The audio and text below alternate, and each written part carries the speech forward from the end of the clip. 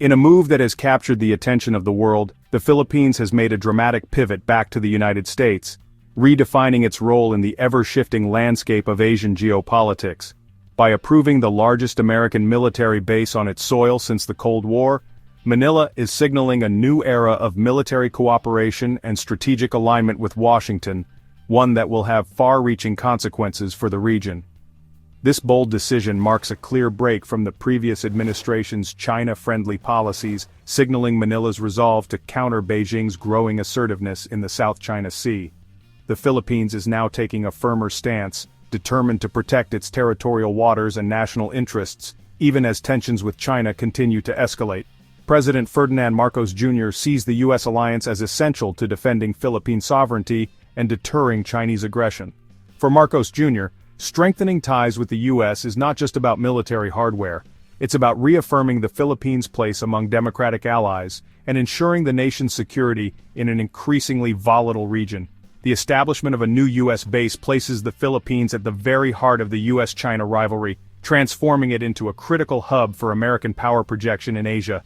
This move not only enhances the Philippines' own defense capabilities but also strengthens the broader U.S. security architecture in the Indo-Pacific. For Southeast Asia, this realignment forces neighbors to reconsider their own positions amid intensifying great power competition. Countries across the region are now weighing the risks and rewards of aligning with either Washington or Beijing, as the balance of power continues to shift. The decision is a calculated risk, inviting friction and possible retaliation from China, but Manila believes it's necessary for long-term security and stability. The government is betting that a stronger U.S. presence will deter further Chinese encroachment and reassure both the Filipino public and regional partners. As the regional chessboard shifts and alliances are tested, the Philippines has chosen its side, betting on a stable and secure future through a renewed partnership with the United States, one that could reshape the balance of power in Asia for years to come. The U.S.-Philippine alliance is now backed by real firepower, not just words. Decades of partnership have evolved into a robust military relationship, reflecting a shared commitment to regional security and mutual defense. This alliance is no longer just a diplomatic gesture, it's a tangible force shaping the balance of power in Southeast Asia. The deployment of the U.S. Army's Typhoon missile system in northern Philippines gives Manila a powerful new deterrent, with Philippine leaders pushing for its permanent presence. This advanced system extends the reach of both nations, allowing them to respond rapidly to emerging threats and project strength across the region. Its arrival marks a significant upgrade in the Philippines' defense capabilities, signaling a new era of military cooperation. Joint air patrols, like B-1B bombers flying with Philippine Fa-50s, demonstrate seamless cooperation and readiness to respond to crises. These high-profile missions send a clear message to allies and adversaries alike. The U.S. and the Philippines are prepared to defend their interests together, in the air and beyond. American troops are now a regular fixture, training side by side with Filipino forces and building deep operational trust. Through joint exercises and daily collaboration, both militaries are learning to operate as a single, unified team, improving communication, tactics, and overall effectiveness. This persistent presence ensures advanced equipment is integrated and maintained, while sending a clear warning to Beijing. The U.S. commitment to keeping these systems operational highlights the seriousness of its support, and reassures the Philippines that it will not stand alone in times of crisis. For the Philippines, it's reassurance. For China, a deterrent. The visible partnership on land, sea, and air is a constant reminder that any hostile action will be met with a coordinated response. Every exercise and deployment is a message. U.S. support is ironclad, and aggression will come at a high cost. These large-scale maneuvers not only sharpen military skills, but also demonstrate the unwavering resolve of both nations to defend their sovereignty. The enhanced U.S. footprint is a strategic tool, stabilizing the region by raising the stakes for any would-be aggressor. As the security landscape shifts, this partnership stands as a pillar of strength, ensuring peace and stability for the Philippines and the wider Indo-Pacific. Alongside U.S. support, the Philippines is investing $35 billion to transform its military from internal security to credible external defense. New BrahMos anti-ship missiles from India Israeli Spider air defense and advanced radar systems from Japan and the U.S. are reshaping Manila's capabilities.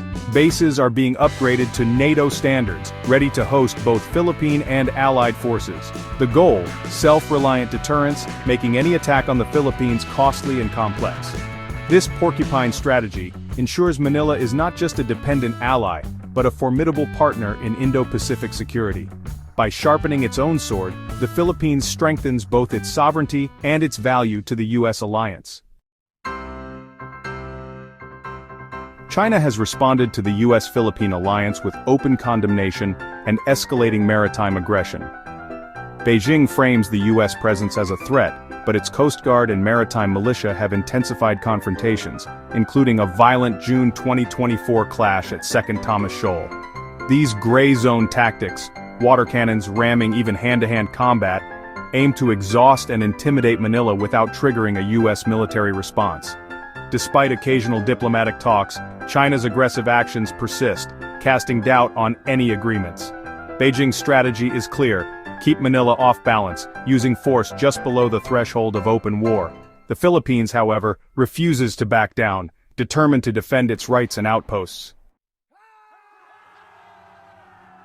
In the tense standoff unfolding in the South China Sea, official statements and diplomatic posturing are proving to be just as critical as any military maneuver.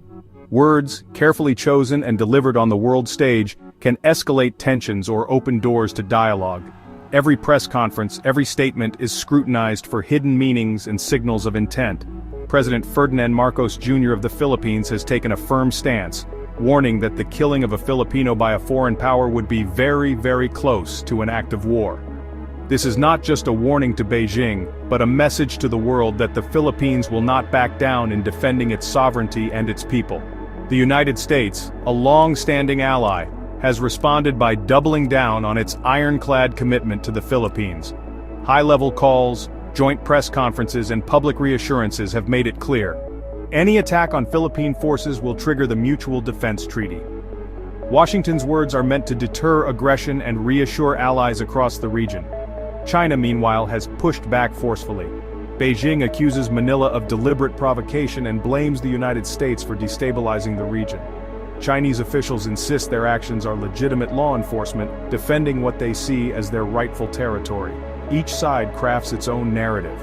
The Philippines presents itself as a small nation bravely defending its rights and its people against a much larger power, appealing to international law and global sympathy.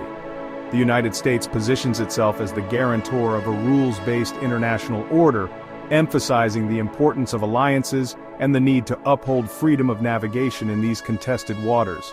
China, on the other hand, frames itself as a victim of encirclement, arguing that it is being unfairly targeted and contained by foreign powers seeking to limit its rise.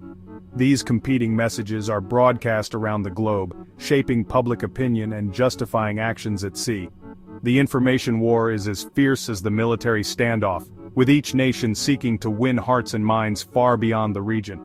The diplomatic war of words is relentless, with every capital working tirelessly to sway international opinion and build coalitions of support. Behind closed doors and in front of cameras, the struggle for narrative dominance never stops. In this high-stakes contest, rhetoric is wielded as a weapon, sometimes as powerful as any missile, shaping the course of events and the fate of nations. The U.S.-Philippine alliance is the product of hard lessons and converging interests. For Manila, China's relentless pressure in the West Philippine Sea proved that diplomacy alone is not enough. Credible deterrence is essential.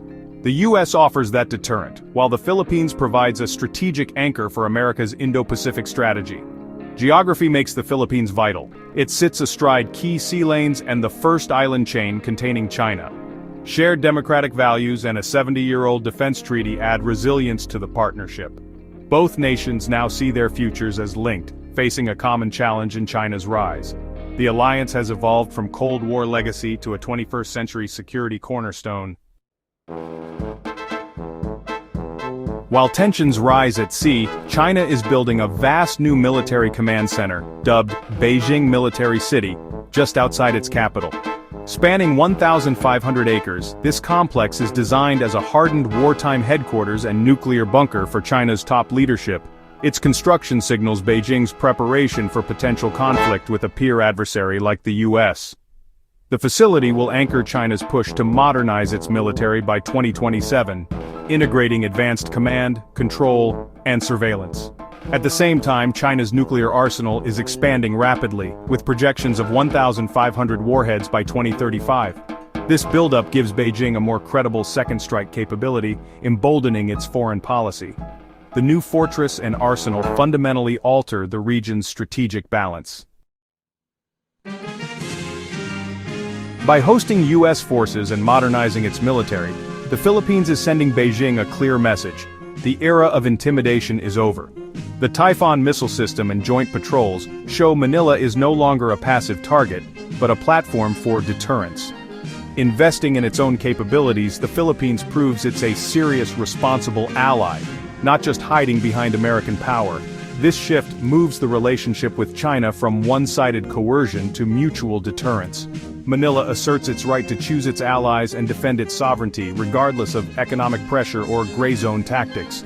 The risks are real, but inaction is seen as the greater danger. The Philippines stands firm for a rules-based order in the Indo-Pacific. The Indo-Pacific stands at a crossroads, with the Philippines' bold moves and China's reactions shaping the region's fate. Enhanced deterrence could stabilize Southeast Asia, forcing Beijing to reconsider aggressive tactics. But the risk of escalation is real. Miscalculation or accident could spark a wider conflict. Stability now depends on careful crisis management and open communication between Washington, Beijing, and Manila. The challenge: deter aggression without provoking it, and balance power without triggering war. The Philippines has changed the game, and all regional actors must adapt to this new reality. The hope is for a tense but stable peace. The fear, a slide into confrontation with global consequences.